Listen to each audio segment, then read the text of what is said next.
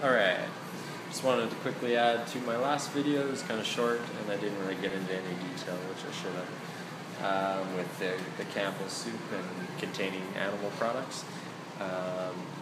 So apparently, well, obviously I knew this last time but I didn't say it, V8 is another company, but I'm sure there's hundreds of companies now. We're just getting educated with things like social media and YouTube and talking to each other about all these things. Once the secret gets out, it kind of spreads like wildfire when it's a big deal, right? So yeah, just Campbell's alone. Let's start with that. Like they're pretty. They've been around like 100 years or whatever. It's like just kind of mind blowing for 100 years. So say somebody who's like in their 80s now and is a vegetarian and has used Campbell's vegetable soup or V8 and all these products for the last 20, 30, 40, 50 years, 60 years, and to all of a sudden hear about this now, which I mean, maybe a 80-year-old, 90-year-old won't hear about this unless their kids tell them, but because they don't use the internet yet, but you know what I mean. Just to hear about that years later, Campbell's is such a big, well-known company, but they're exactly that. They're just a big company producing a product, and that's why they can put these chemicals in that trick your mind and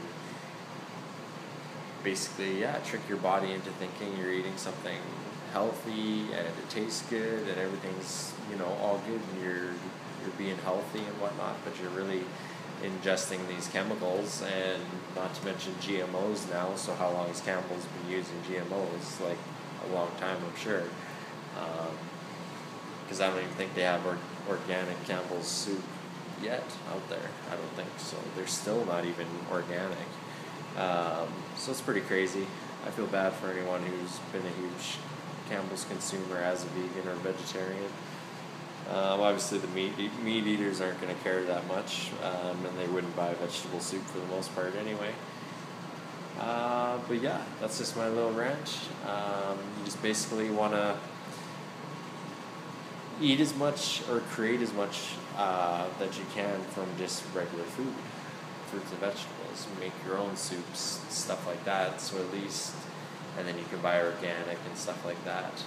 But at least you know what's going into it for the most part. Again, who knows nowadays, but at least there's no added chemicals, added salt, added chemicals to make you think there is salt, or fake sugar. There's a fake sugar in there.